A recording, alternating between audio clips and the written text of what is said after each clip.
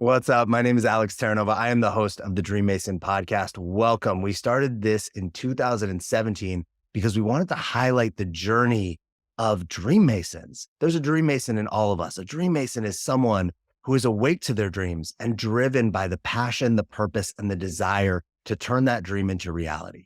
We interview athletes, gold medalists, Super Bowl champions, artists, creatives, 8-9-figure entrepreneurs, spiritual leaders, and everyone in between. And sometimes we even walk them through challenges that they're currently facing. So depending on whether you're catching this as a regular interview or a playing with problems segment, there is something for you, whether you're at the peak of your journey, at the low point of your journey. I look forward to having you join me on this journey. And I hope that this show helps you unleash your inner Dream Mason. What's up? And welcome back to the Dream Mason podcast. I am your host, Alex Terranova. And I have a guest today that I got to interview, I don't know, a few months ago. That podcast actually isn't out yet because I'm launching a new podcast called The Frequency Shifters with a partner of mine, Corinne Summers. She is like all things Reiki and energy healing and very like more Eastern modalities. And she's an expert on a lot of these things. And she brought me in because she knows I like a lot of these things, but I'm definitely not an expert. And yet I want to know more. I love being educated. I love trying new things.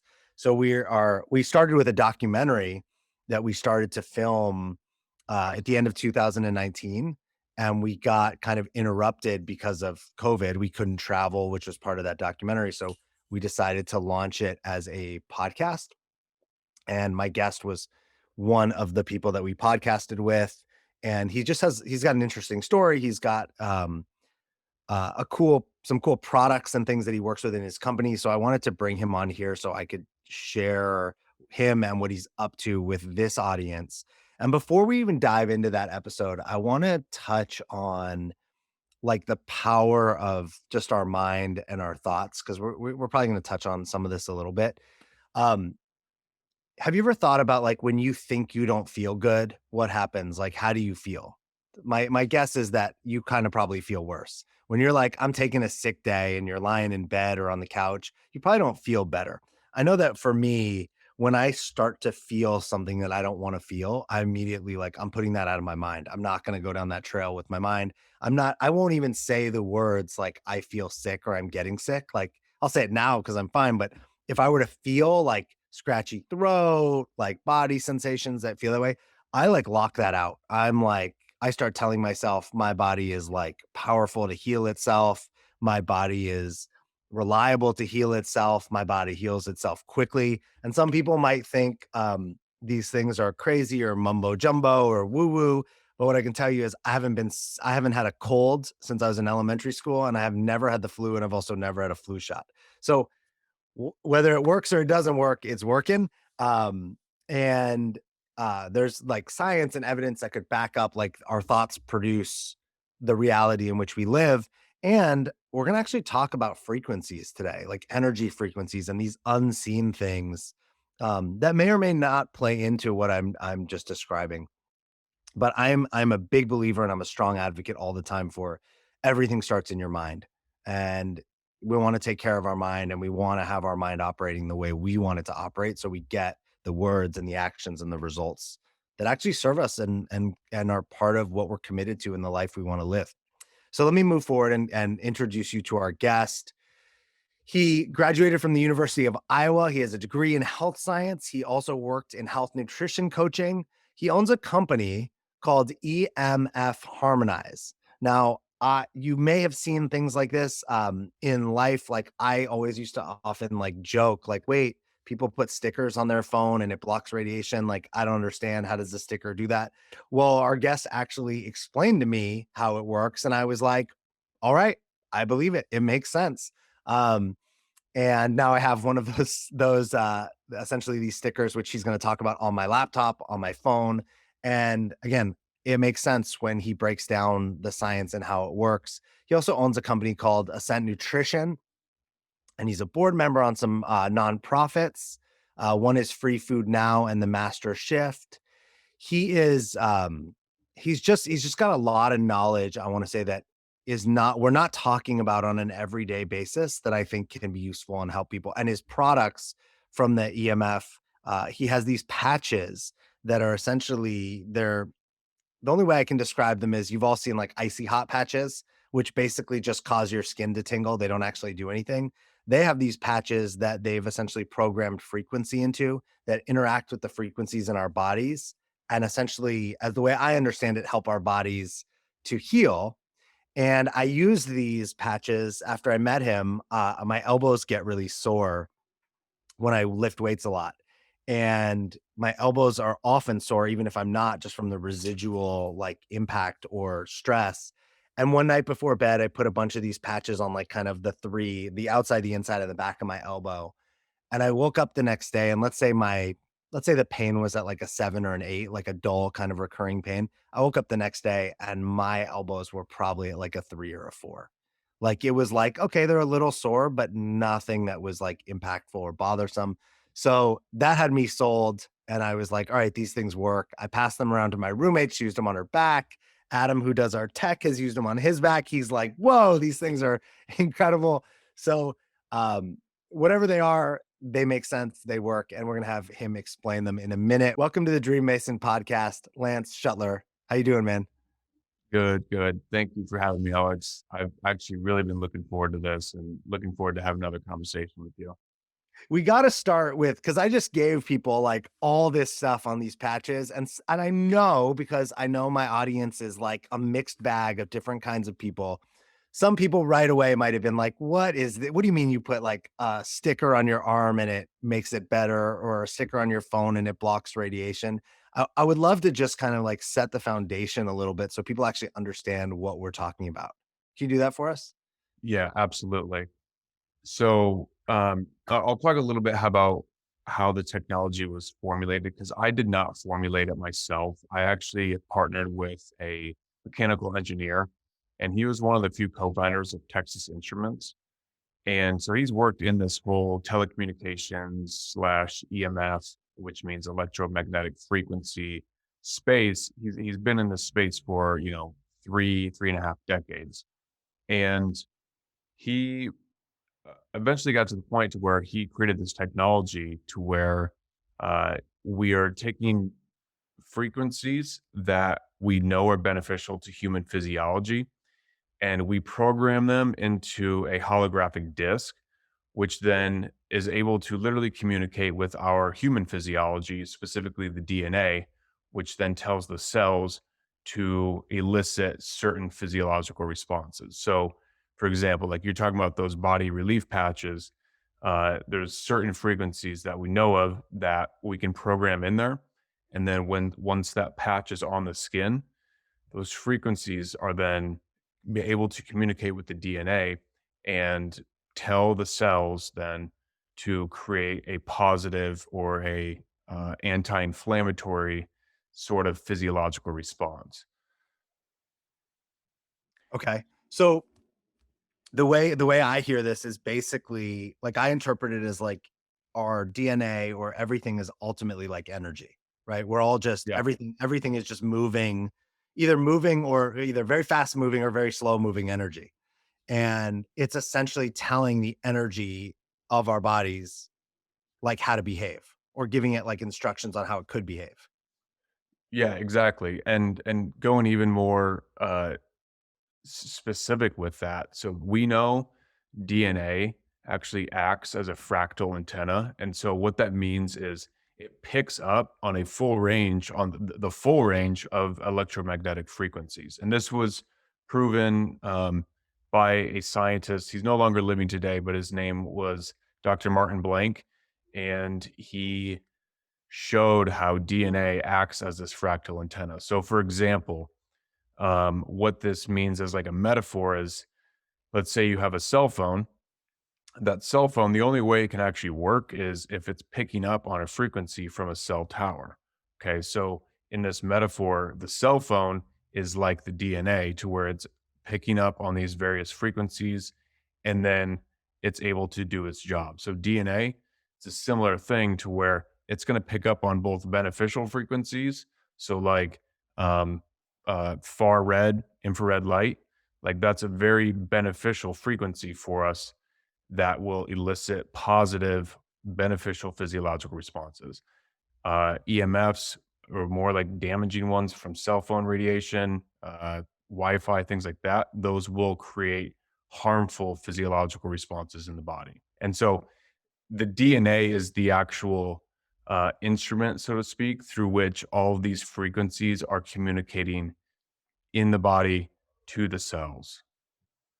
You, when I met you and we talked last time, we talked about how essentially like your Wi-Fi in your house can cast like, let's just say like a bubble or a net, this energy net over the space in which however far it reaches. And then you have your computer, which is essentially extending a signal to capture that signal or connect with that signal. And then you have maybe, I'm sitting here with like my Apple like AirPods, which have Bluetooth, which is a signal like that, right? And um my phone, which does the same thing, and my iPad, and who knows what else is in here, but all these different things that are essentially all emitting like little bubbles of signals, right? Yep. And that when we talked about when we were asleep, how just from like a very basic logical standpoint, you're in the way of these frequencies, right? They move through walls. So how can we say they don't move through us, right? It's not like our body creates an impenetrable force that these frequencies don't move through. And I got really curious about like how this was impacting us. And you kind of explained a little bit, and I want you to explain more, but I want to share that after our conversation, I started putting my laptop to sleep, but turning the Wi-Fi and the Bluetooth on it off before I put it to sleep. I started turning off my like magic mouse. You can't turn off your little earbuds. I started turning off my external monitor. I started putting my iPad on airplane mode, and I started putting my phone on airplane mode when I would go to sleep. And I noticed a difference. Like, it's a weird thing to say, and I can't, it's like I noticed that I started like sleeping more through the night, that I felt more rested. Um, there's a part of me that's like, this is crazy. Like, how is this? How is my computer being on like in a whole nother room? Or, though I didn't turn off our Wi-Fi signal because I live with somebody else and they didn't want me to do that. So I was like, all right, I can, um, but can you explain like that makes sense, right? Like, when I tell you that, that's not shocking that I had that experience. No, not at all. And that's, I mean, we talked about this last time. That's the first thing that I suggest to people when they're getting into awareness on EMFs and things like that is, at minimum, turn your things off onto airplane mode. If you can, turn them completely off. And for sure, if you can, unplug the Wi Fi router or modem. And the reason is because, if you think about it, our brain, it's communicating with electricity and it's just electromagnetic fields. Um, so what happens is when we're sleeping, that good, deep, restful sleep where we want to get, that REM sleep, our brain waves need to get into the delta brainwave state. Okay. So there's like right now, you and I are probably in alpha or beta, which is more like alert wakefulness. We're present. As we get into like a drowsy, kind of like we're slipping in between wakefulness and sleep, that's more of theta. And then deep sleep is delta. And so if you have external electromagnetic frequencies in the room or in your home, those things absolutely are messing with brainwave patterns. And so it does make complete sense that, you feel better because you're probably getting deeper sleep. And you could definitely do something in terms of measuring this. Like these are very easy studies to set up, whether it's just at home or like, in a clinical setting, they can do this. And they've shown this for sure that the less electromagnetic fields that are present, the deeper in general a person gets in sleep. Now, there are other factors to consider in, like noise levels outside the home, lighting, what's a person's nutritional status? Are they getting the nutrients that they need to be able to create the neurotransmitters that help them also repair and rest well? Things like that. But yeah, it makes complete sense. And there's a lot of really advanced biohackers and scientists and PhDs who are doing things to, I mean, really biohack their sleep. And what they'll do is they'll create Faraday cages to where You can do it in different ways, but in essence, what you're doing is you're completely cutting off all electromagnetic fields from, let's say, a room, or you can do it in a home, or you could even just do it around your bed with various measures. Will you say what a Faraday cage is? Will you explain that? Yeah, so it was created by this scientist. I don't remember his first name, but his last name is Faraday, and that's Farada. And basically, what you do is you can use various materials that will completely shield out any sort of electromagnetic field or any frequency. So let's say you stepped into a room that was a Faraday cage that had certain materials that are completely blocking these signals. If you stepped in there with your cell phone and you close the door, you would not be able to communicate, even if there was a cell tower right outside of that room, because it's completely cutting off all fields. And so, what this does is it creates this sort of like uh, bubble for you to really just be with yourself and be with your own frequency, literally, to where no other external frequencies are messing with your brain waves, and so you can get deep into that sleep. Okay. Nice. Um, what's the impact? Like when we talk about aside from the we're talking about like, hey, sleep or when you put these body relief patches on, what are EMF frequencies actually doing to us? Like what like if we're, we got most of us are not going to give up our cell phone or our Wi-Fi, right? So like Right. what is it actually doing to us on a physiological level? Um, a lot of different things. And yeah, a lot. I'll go into some of them because it's literally, I mean, it's entire conversations worth. But the big thing is it really can mess with brainwave patterns. And what specifically happens is that uh, we get an influx in calcium ions that flood into the cell membranes, and from there the pH of the cells will rise and excuse me, it will lower to where it becomes more acidic, and then basically a cascade of events happen to where it creates peroxynitrite, which is a potent free radical, and it will damage DNA. So the short version of it is that it damages DNA, and this is very well established. There's thousands of studies on PubMed where you can read all of the various physiological effects of EMFs, but also not just messing with the brain in like a physical sense, it will create neuropsychiatric issues as well. And so there's a lot of people, doctors are studying this too, that they've shown if a person is hypersensitive to EMFs, it can create conditions of, bipolar, extreme anxiety, extreme mental fatigue, extreme irritability. And again, it's going to vary from person to person. It really is just very individual. But those are the big things.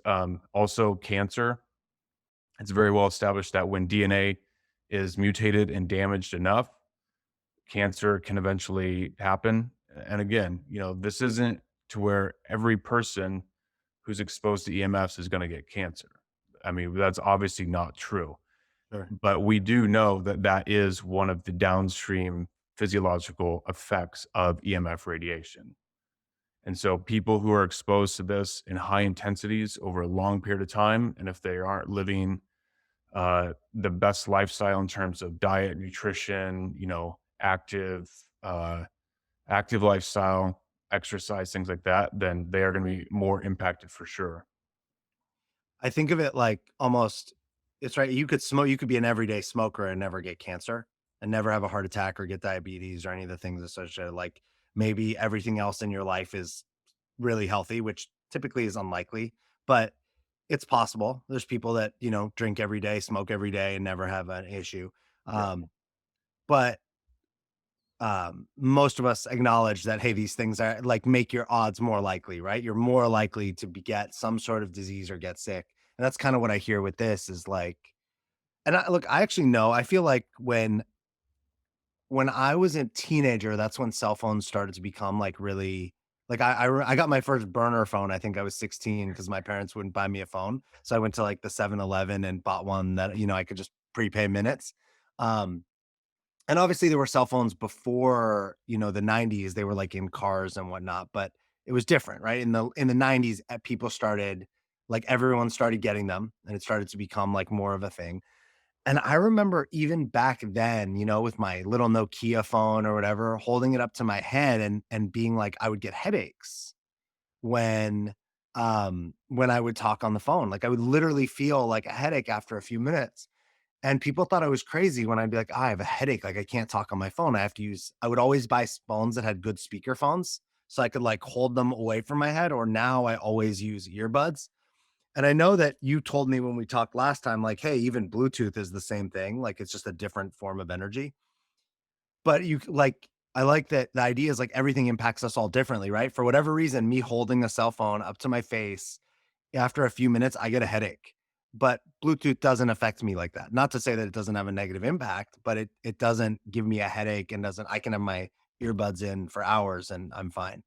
Um, I think, like, that's kinda what you're, like, pointing to. Also, like, everything in our life adds up, right? It's not like one key point. Like, your cell phone's not probably gonna give you just cancer, but, hey, what are you eating? What are you drinking? What's the rest of your environment? Like, it all contributes. Yeah. Um Also that most of us just aren't even aware of these things, right? Like I'm not aware of how EMF frequency actually impacts my DNA. So if I'm not aware of it, I can't actually do anything about it. Whereas like if I'm aware that smoking is not a good idea. Right. Right. Um, how do people live? I mean, when you knowing this, right? Sometimes you've probably actually I think most people have heard, like, when doctors go to medical school, they all at the beginning all think they have all the diseases, right? As they're learning about the diseases because the psychosomatic impact. As you're learning about all the things and you've worked with, the scientist as your partner and you're learning about all these ways that EMF impacts us, it's like, how do you live your life in the world that we live in, right? Where we're all using these things, but also kind of take care of yourself. Yeah. It's a good point, and I think the first part is that it really all comes down to choice, and what am I willing to sacrifice in terms of my lifestyle, and where do I want to be extremely proactive. The first thing that I really started doing when I got into all this was definitely unplugging my router at night and turning off my phone and not sleeping with my phone next to my head or in my bedroom. To me, those were like the first big steps that I took. um, Today, it's pretty much the same. I mean, I obviously will I use my technology on my devices. For me, I'm the same way, Alex. I cannot keep that phone up next to my ear. Uh, I also very much feel that radiation after just a couple minutes. Um, I probably haven't had a phone conversation with the phone up next to my ear in probably a couple years, and so I just use um, the not the wireless ones, not the AirPods, but the ones with the wires. I like those; those work for me well. But yeah, it's tricky because we need technology and it serves us, obviously. I mean, it's going to keep advancing as well. And I want it to because it does help people. It helps us in so many different ways. Um, so to me, it's just really first educating oneself and seeing what a person can do to actually help themselves. And again, I always tell people do the free things first. Unplug the router, or at minimum, put things on airplane mode. Keep the phone, especially outside of your bedroom. Don't put it in your shirt sleeve next to your heart. Don't put it in your pocket if you can, ideally. I mean, I will keep mine in my back pocket because I do need to carry it at certain times, but especially not near the heart because that is saturated in neurons, and those neurons communicate electrochemically. And if you have a magnetic emitting device next to an organ like the heart that is communicating electrochemically, then you're going to really mess things up, or you can mess things up Yeah. over time. Yeah. It's one of the things I think about is like we have our phones in our hands a lot. Um, And I've actually had thoughts recently of like, are my hands tight because I'm on my phone too much, like I'm texting, right, too much, or like scrolling too much? And so am I having like a right, like almost like a carpal tunnel-y, like it's not that, right? My hands just feel stiff often, but I feel like it's because the way I'm holding my phone. It's like Mhm. I'm repeating. We know that like our body, if we repeat anything, right, where our joints feel it, there's an impact. But then since I've met you, now I'm like, "Man, is this like radiation in my hands that's actually impacting how my hands are operating?" And I know you're not a doctor to, like, tell me that it is or isn't, um, but talking to you makes me think like, well, that's not a far-fetched idea. For sure. Absolutely. And I mean, a lot of the feedback that we have with the products, um, and this isn't even a sales point. Like we'll get into this in a little bit later on, but the reason I got into starting these companies and into the health and wellness industry is literally to help people. So just please know that, for everyone listening, whenever I say something about any of our products, I'm not going into a hardcore pitch. Like I believe in these things, and then the ultimate goal really is to help people. But going back to that hand comment, a lot of the feedback that we've gotten is relating to less stinging or less like heat sensitivity in the hand. And then also with the head, a lot of people will feel depression lifting.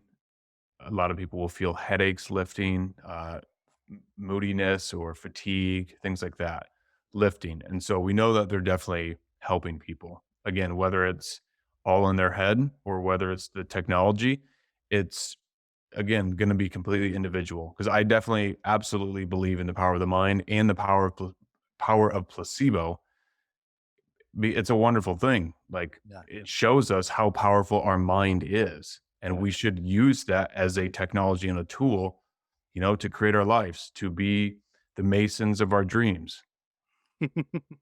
Um, like, I see what you did there. Uh, let's talk about you for a little bit. Like, what got you inspired to, take this, let's just call it like an alternative route in terms of business and, success? Like, there's a lot of things you could do with your life. Like, what had you go this direction? Yeah. So, um, I was always really into sports and wellness and health in that sort of physical activity sort of way when I was young. I played all sports in high school and really loved being active and outside and being in the sun, going swimming, all that stuff. And then when I got to college, I was fortunate to meet one of my roommates at the time who was a bodybuilder, but more importantly, he understood a lot of really good principles on nutrition and lifestyle. You know, going to bed early and getting enough sleep, eating well, drinking enough water, doing a very good and rigorous exercise program and routine, cutting out alcohol as much as possible. um, he was just a good motivation for me, and he helped really guide me down some really good paths in terms of nutrition, diet, lifestyle practices. And then uh, my sophomore year of college, my father he ended up out of nowhere taking his life, and it was obviously very traumatic in multiple ways. But it was a huge catalyst for me in many wonderful ways in that it led me to start looking for alternatives to depression medications and also to really try to understand the root of suffering in people and what makes someone suffer so intensely that they want to take their own life. And my goal really since then has been to just help people overcome suffering in any way possible. And, ideally incorporating diet and lifestyle into that as a holistic routine because, it's never just one thing that causes something, whatever the condition is. It's always a multitude of factors that contribute to, that result. So, it's really just been a motivation for me to learn all these things and learn as much as I can about just the lifestyle of what it means to be happy, and also to learn compassion for others because, you know, we all want to be happy. We're all striving to be happy. No one wants to be sad. No one wants to be living in misery. And it's very hard as a human being and sometimes to get out of ruts that we're in. You know, we all go through them in various ways. And I'm just doing what I can to try to help people address things, heal trauma, heal emotional wounding so that we can all move forward and be happy. Because I know that's what we all want. We just all want to be happy. I'm sorry about your dad. But I love it's like I love that you see the opportunity or you saw the opportunity. Like it wasn't, I don't want to say it was like all for nothing. Like there was actually purpose that came from something horrible. Um, was there, how long after your dad took his life did it really like hit you that like, hey, this is like something that I can like this is, I don't want to call it an opportunity. It's not the right word, but like I think we all have a purpose, right? And maybe for in some spiritual sense, like part of his journey was actually to like give you that gift that to appreciate life or help people or something like that. How long did it take after that? Because I'm sure when it happened, like as you described, you were surprised or shocked. Like when did you start to see it as something that you could use again, for lack of better Yeah. words? Yeah. No, yeah, I hear you. Thank you, Alex.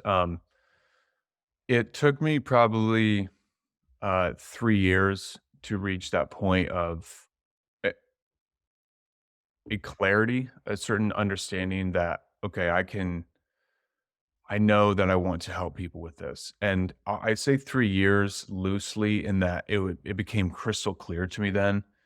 Even shortly after it happened, I knew, this isn't right. This isn't normal. You know, we should do everything that we can to try to help people who are suffering in any way. But I didn't really know how my role would fit into that. I definitely did start learning things shortly afterwards, but it didn't really become uh, an epiphany for me for probably 3 years. And it wasn't that I was, soaking in misery or things like that, but I just didn't know what I could do to help people in this sense. Did you learn anything about, you mentioned that your dad, you mentioned depression and medication and suffering. Did you learn anything about like those things that have like helped you in your life? Like from kind of, it sounds like going down the rabbit hole and learning more about your dad and what he was experiencing after he was gone.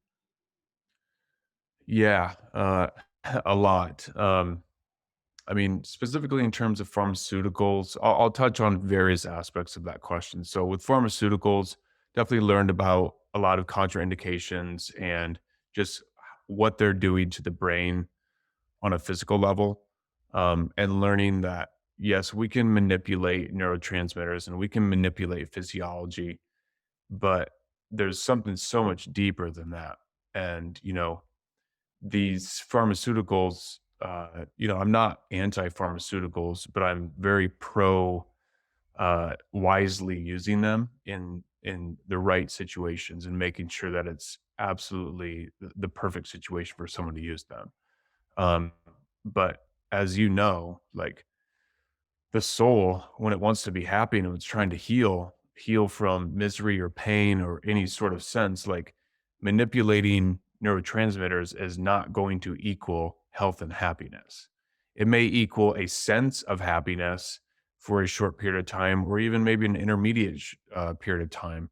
But the soul knows that physical brain happiness does not equal soul happiness. And so that's really what I've been trying to get to the root of is what makes a person authentically happy from a soul and emotional level to where, you know, the result is physical brain happiness and physical healing of the brain as well. Um, Other things that I've learned is compassion for myself and for others because if you really think about it, we're all suffering in various ways, whether it's very mildly or very extremely. And so it's given me lessons and compassion for humans in general, and just really trying to understand that in some way we're all trying to move forward, even if it doesn't look like it to someone else. We're all trying to move forward in our own ways. And it might be setting us back in certain ways. It might be destructive habits or patterns, but those are really just coping mechanisms for an underlying pain or trauma that a person is trying to address in a way that might not be helping them in the short term. Reminds me or makes me think of like when we do so I love how you said before you started with like I'm not anti-pharmaceuticals, like I want to like more be responsible about how we use them. And I think like I'm totally with you. Like we would not be living in the world that we live in if we didn't have pharmaceutical companies producing things that help people with things that would be killing them otherwise, right? Like we would have rampant diseases in a lot of places if we didn't have certain medicines. And I remember growing up, it was like, "Oh, you have a headache, something hurts, just like pop some Advil." I used to pop Advil like 6 at a time when I was playing baseball in high school. Like, you popped them before the game, and popped Yeah. them after the game. It was just like they might as well have been M&Ms, right? There was no consequence in the immediate, right? I never had a problem. It never was like causing gut issues, which they can over time. But now I look back and I'm like, dude, I'm just putting chemicals in my body. Like they're chemicals that are like that can be helpful, right? Like there are people that are in pain, that are in, that need these things like in certain situations. And then there's us that are basically just using it to shortcut, like actually dealing with something. And I think now um, long time later, probably about 5 years or so ago, maybe within the last 5 to 10 years, I stopped trying to put anything in my body that I don't need. So, like, if I have a headache, well, can I solve it with essential oils, which I learned from some friends who were like, "Hey, put some certain essential oils, I wish I could tell you what they were, on your hands, and, like, hold your hands to your nose and just breathe those in, and headaches go away." Um, Body aches, right? Like, can I massage them out? Can I go in a hot tub? Can I ice? Like, what are all the different things? Can I stretch? Um, can I use your body relief patches, right? Like, there's all these different things versus just going to the thing that's like the quick, hey, maybe this solves a problem. But often what I notice that we don't focus on is when we take these kind of shortcuts, which often are pharmaceuticals, there's typically another impact, right? If I ice my knee because it hurts, there's no like consequence. There's a consequence, like maybe my knee will feel better. Maybe it won't. But if I take something to make my knee feel better, there's actually a consequence like inflammation in your gut or breaking down of the wall lining of your gut or whatever different things do, which isn't my opinion, right? We see it when we see any ad for any drug. It's like, this is going to help you with this, and it might cause a whole slew of things that you need more drugs for. Um, so that's like where that's what I hear is hey, we don't have to we can be it can be a both and. We don't People don't have to be it's a big topic right now. We don't have to be anti-vaxxers or vaxxers. We can actually be, hey, we probably wouldn't be living in the world that we live in if there weren't for some vaccinations, right? Like there would be horrible diseases that would have taken a lot of us out. And maybe we can be responsible about like, are we vaccinating for everything or what goes into the vaccinations? Like, what are the things in there besides the things that need to be in there? Um, I think it's really hard for people to hear that, which is why I'm like speaking to it. I think it's the same with politics, right? The powers that be want us to pick left or right. They want us to be in one of two options versus being like, you know what? I am fiscally conservative and I'm socially liberal and I think guns are okay, whatever, right? I'm speaking like generally, but that we could actually say, hey, some of this over here works for me, some of this over here works for me, and I can actually have all of it, not just, oh, I have to pick whether I'm like taking medicines or one side of arguments. Um, so I love what the things you're saying and what you're doing because it seems like you're providing another option. Yeah. Exactly, and that's really what it has come down to for me, is showing people that there are other options, because I grew up in a small town in Iowa, and, just like probably most people in the US in certain ways, like, we're all conditioned in various ways, and the conditioning, a lot of it does come from the media and, what we're taught in school and things like that, and, when I was young, like, I had never heard of essential oils, never heard of using aromatherapy to help shift emotional states or shift, um, like, helping to address a headache. Never heard of that at all. Um, and just bringing that awareness out there that, hey, you don't have to do this, you don't have to believe in it, but you should know that you do have other options rather than just literally needing to go to a doctor to take a pill to try to fix something. You can take back that power and you can fix it yourself with the help of nature. And you can become, in some ways, your own doctor in that you can help yourself in many, many ways. And if you absolutely do need to go to a doctor, then you should. But it's really about claiming that self sovereignty and claiming ownership of one's own body, because a lot of people, as you know, Alex, they're not feeling well.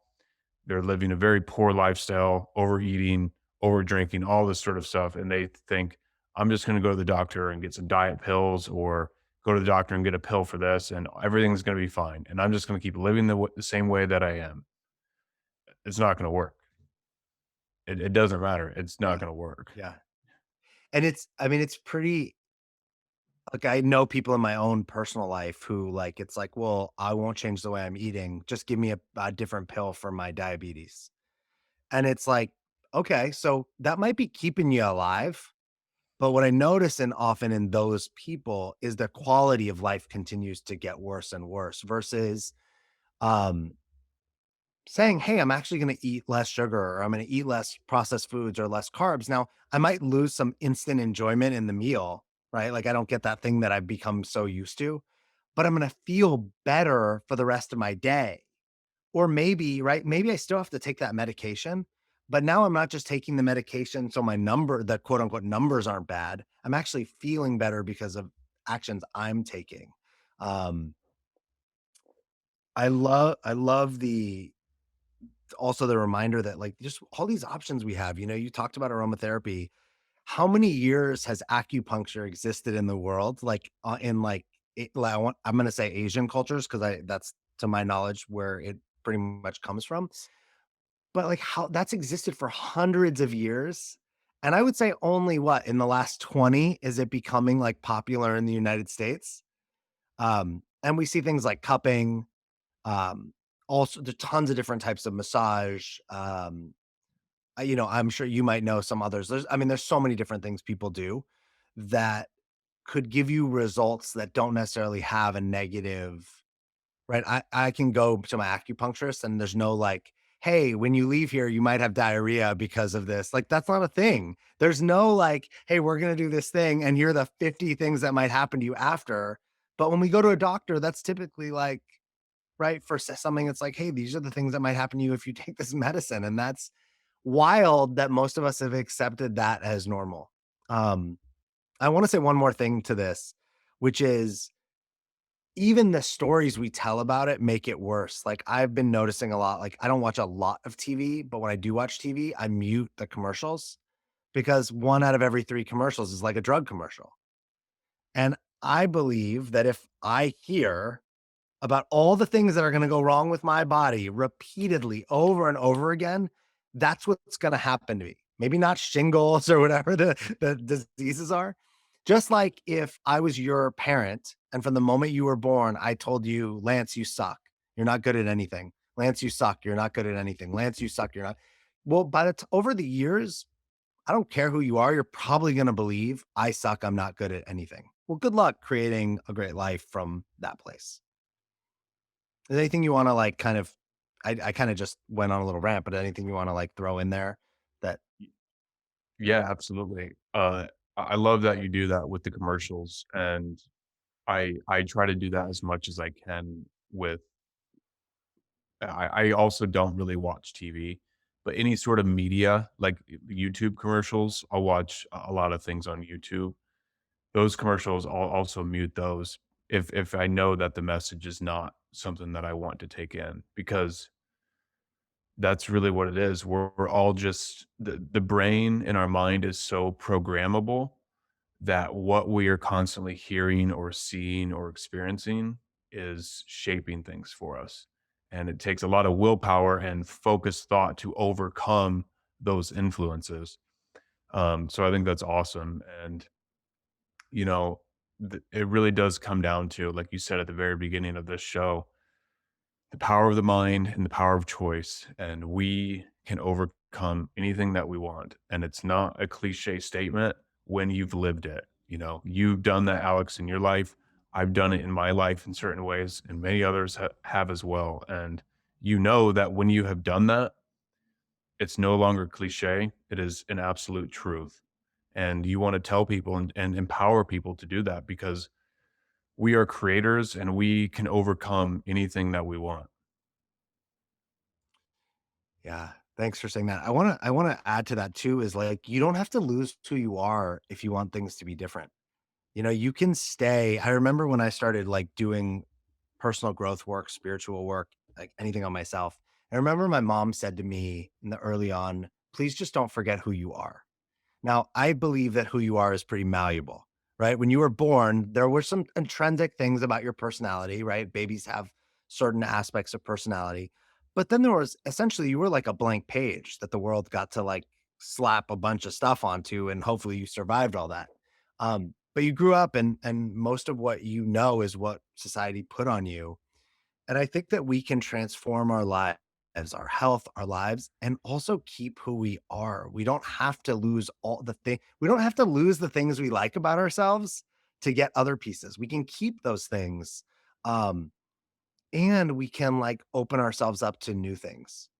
And my hope is that having people like you on here, that's what it does. Like, hey, I don't have to stop taking that pill that my doctor gave me to help me with whatever, but maybe I can also consider, you know, um, something that Lance is talking about, like a body relief patch to help me with pain. Maybe there's access to have a both and something new versus being so hardcore in our beliefs about how things are or they aren't. We can be more malleable, more fluid about life. Um, and I think you're right. Like for me, it's changed everything. My life is I still get to be me, right? I still show up. I still wear the same clothes. My clothes are no different than when I before. I still like wear baseball hats. I still drink alcohol, but I do all these things with a different intention. I don't drink to like hide my feelings or ignore pain. I like drink in celebration and joy in a social manner, versus how it used to be from somewhere else. And I think we can do that with everything. Definitely. I agree. It's changing the awareness and the intention of what we're doing with that act. And yeah, people think that making life changes, that their personality is going to change. And I mean, yeah, if you want to change your personality, you can. But um, I mean, you said it best. You don't have to lose who you are to make changes. Yeah. Anything I wanna tell people where they can, like, find more about you. I wanna tell people where they can, like, check out, your the things that you do with EMF. Um, but is there anything, like, anything you wanna leave the audience with before we move on to that? Um, just just keep dreaming big. And again, I know it can come off as very cliche, but it's the truth, man, and you know it too because you're living it. It's That's been my message to people and friends around me, um, because I'm now at a state where I've accomplished certain goals that I've set for myself, and um, I just want to motivate people to dream big and dream even bigger, because I mean, everything is limitless. We can do whatever we want. And a lot of people think there's so many barriers and so many obstacles, and there may be, but that does not mean that you can't overcome them. And when you make that choice, the universe will shift things to help you, but it has to be that choice initially. I don't know if you've read this, but if you haven't read Deepak Chopra's Metahuman, Uh, I haven't read that book, but I have read various other books that he's published. you should check it out. I think you would Okay. really dig it. I'm like, I don't know, I'm like halfway through it. It's a pretty dense and thick book. It's not a fast read. It feels like Deepak Chopra on steroids. Like he's taking it up. He's taking the consciousness up a notch. Um, but he really does talk about how we're, the reality in which most of us live is this limited based reality. Um, and that's actually just a choice. Like we're deciding to be in this kind of virtual reality consciousness mindset where there's like limitations on how we can behave and how we can live, and that we can essentially unprogram that and become limitless. That's what like meta human is like. We can completely live outside of the box. I think you would dig it. That's awesome. I'll definitely get it then. Thank you. How can people find you? What are the ways? How do we track down Lance? Uh, LanceSchuttler.com. And that's SCHUTTLER, LanceSchuttler.com. That's my personal website. And I've actually got a free PDF book that I've put together. I do talk about some of my products in there, but I want to state that this book is a gift to humanity from myself because the practices in there are really specific for like brain health, happiness, neurogenesis, but more importantly, emotional and soul level healing. Like there's some things in there that people will be familiar with, but also some very unique things that um, can help people. And this is basically part of the things that if I could go back and help my dad in the past, I have no regrets with it. But if I could go help him, these are some of the things that I would do. But also at the same time, this is for anyone. Like they're living their best life and they're happy as can be. These practices and these things that I suggest in there can actually make it even better. So if someone's interested in that, we got a free PDF there on lanceschuttler.com. I'm also personally on Facebook, and then my other company websites, you can find those on lanceschuttler.com as well. EMF Harmonized and Ascent Nutrition. Nice. And you can get like the patches or the kind of EMF blockers at the EMF Harmonized website. Correct. Yeah. EMFharmonized.com. I'll put all that in the show notes. Lance, thanks so much for not only podcasting with me once somewhere else, but podcasting with me twice. Thanks for introducing me to some new ideas, some new concepts, some new science. I love when I get some things like this that I can take it back to like those science nerds in my life. I'm like, what do you think about this? Uh, so thanks for giving me some things to play with, some things to think about. Thanks for having a mission to help humanity in a different way, in a way that works for you, that serves you, that honors your dad and and the impact that he had on you. Appreciate your time. Thanks for being here. Yeah. Yeah. Thank you, Alex. I really appreciate it. This was awesome. Welcome. Everyone listening, please, I know there's something that you can get from this episode for yourself. And I know there's someone that you know that could hear this episode, that it would make a difference in their life, and maybe it's mental, physical, spiritual health. Please share this episode with one person that you know needs to hear it. And we will talk to you next time. Thanks for listening. Honestly, I'm just a rebel who found a cause and has a dream, and I'm super grateful for your support. If you got anything from this, please help me out and share this podcast with one person today. You can find me at thedreammason.com or at Inspirational Alex on Instagram. You are a dream mason because your dreams don't build themselves.